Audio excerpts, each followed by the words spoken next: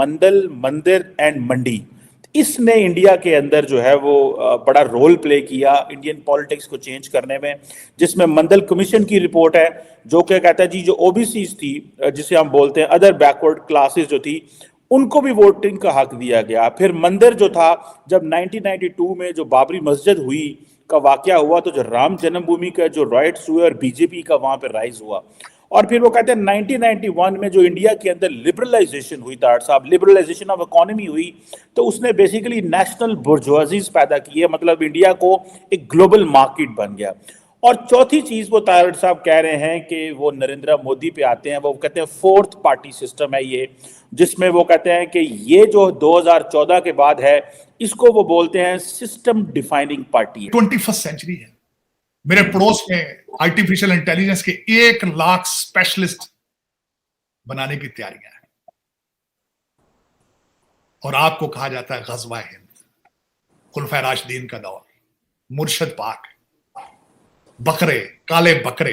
कहते जज बशीर जो है वो पिंकी पीरनी के दहशत से गिर गया, कहते जिन आगे वहां पे उसकी तपश से गिर गया वो अदालत।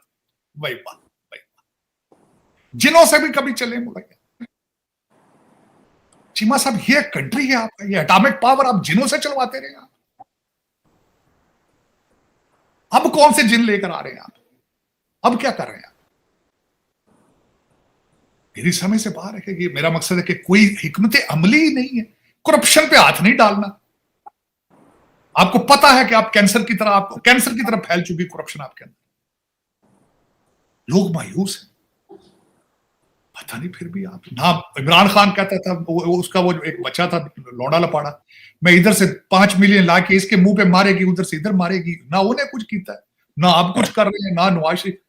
वो बिलावल भुट्टो साहब ने क्या कहा, वो उनको सुन, उन्होंने पहले नवाज शरीफ के पीछे जाते रहे, अब उन्होंने भी आपकी मुख्तरा को धमकी दे दी। उन्होंने कहा मेरे वोट छेड़े तो मैं इमरान खान का भी रास्ता होता भी, उस तो भी अगली सुपरलेटिव डिग्री चला जाएगा।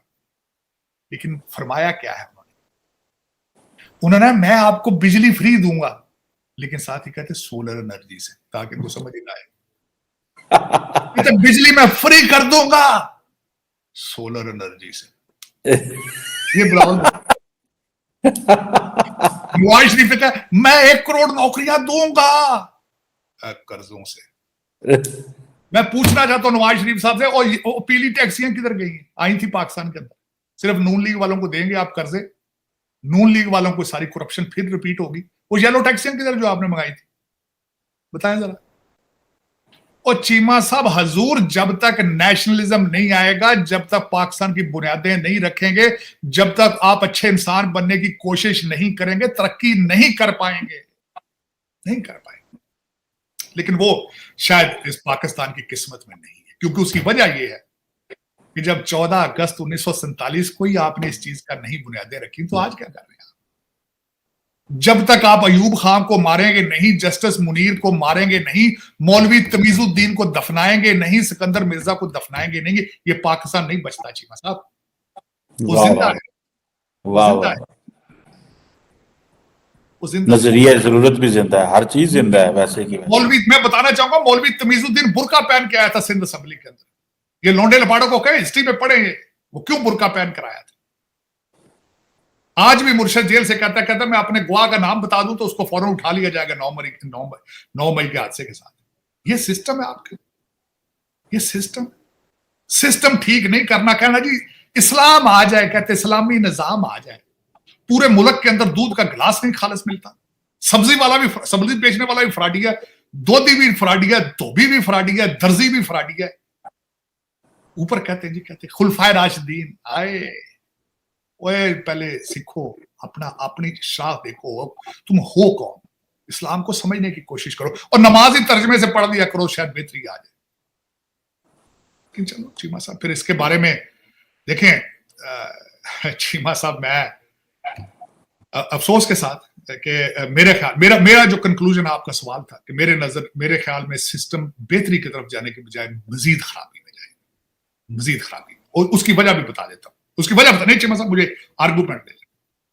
चीमा साहब, टूटी फूटी मिनिस्ट्रियां बांटी जाएंगी एक दूसरे के साथ, ठीक है। ये पिछली पीडीएम की हुकूमत थी, मैं वो बताना चाहता हूं, उसको रिपीट करें जरा।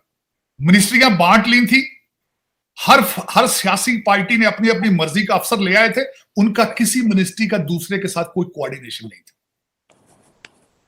कोई कोऑर्डिनेशन। आज मैंने आपको बता दिया, रिजल्ट तो ये आ रहा है कि इनके पास अब मेजॉरिटी होगी, लेकिन कुछ टूटी फूटी पार्टियां के साथ, जिस तरह अब मैं एक छोटी सी मिसाल, अगर फॉरेन मिनिस्टर बन जाते हैं बिलावल भुट्टो साहब, नून लीग की पार्टी, नून लीग के साथ दूसरी गवर्नमेंट के साथ वो उनकी डिटैचमेंट रहेगी। वो अपने अफसर भी अपने सिंध से लेकर आएंगे और वो इनके साथ कम्युनिकेट भी नहीं करेंगे। उसका क्या हल निकालेंगे? वो बांग्लादेशी मॉडल कहां से आएगा? फिर उसके बाद आप नून लीग की मैं बता देता हूं, नून लीग के अंदर मरियम नवाज का अपना ग्रुप है, शहबाज शरीफ का अपना ग्रुप है, नून लीग उस ग्रुपिंग का क्या करेंगे आप?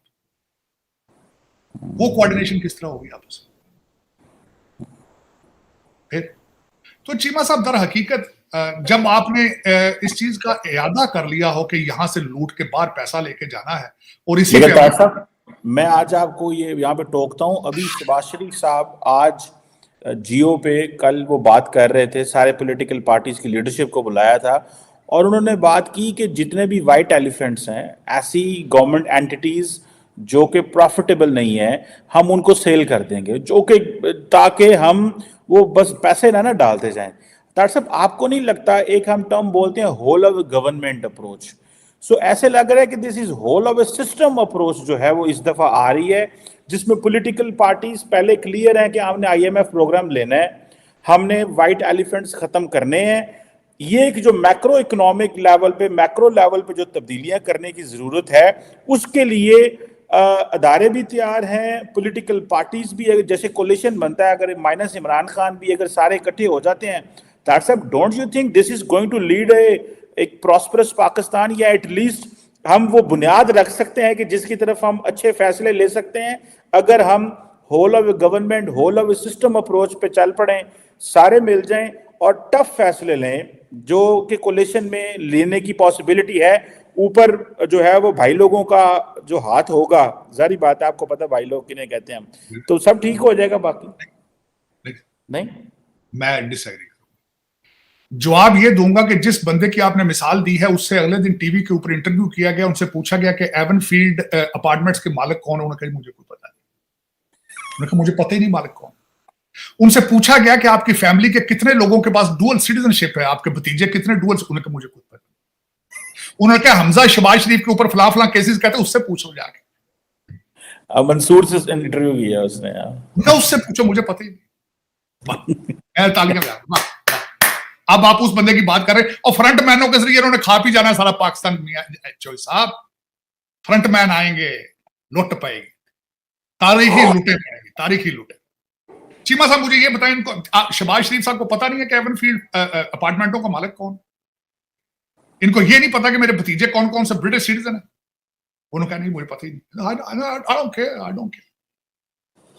पाकिस्तान में नेशनल असेंबली और प्रांतीय चुनाव के लिए एक साथ वोटिंग चल रही है। मतदान सुबह 8:30 बजे शुरू होगा और शाम 5:30 बजे तक जारी रहेगा। देर रात तक नतीजे भी सामने आ सकते हैं। चुनाव आयोग आधिकारिक तौर पर 9 फरवरी को नतीजों की घोषणा कर सकता है। चुनाव के दौरान पूरे पाकिस्तान में मोबाइल और इंटरनेट सर्विसेज बंद रहेगी। इमरान खान की पार्टी पीटीआई ने कहा कि यह सरकार की तानाशाही है, लोग अपने पर्सनल वाईफाई पासवर्ड हटा दे ताकि जनता इंटरनेट इस्तेमाल कर सके। इस बीच अफगान बॉर्डर के करीब तापी पोलिंग बूथ पर तालिबान ने हमला किया। इसमें 3 महिला एजेंट घायल हो गई हैं। पाकिस्तान में 24 करोड़ से ज्यादा लोग रहते हैं। इस साल देश में करीब 12.8 करोड़ मतदाता हैं, जो बैलेट पेपर के जरिए वोट डाल रहे हैं। पाकिस्तान की नेशनल असेंबली में कुल 336 सीटें हैं। इनमें से 266 पर चुनाव हो रहे हैं, जबकि 70 सीटें रिजर्व्ड हैं, 60 महिलाओं के लिए और 10 गैर मुस्लिम के लिए। आर्थिक तंगी के बावजूद पाकिस्तान 4 चुनाव की तुलना में इस बार का चुनाव सबसे ज्यादा खर्चीला है। करीब 1000 करोड़ रुपए इस बार के चुनाव में खर्च हो रहे हैं।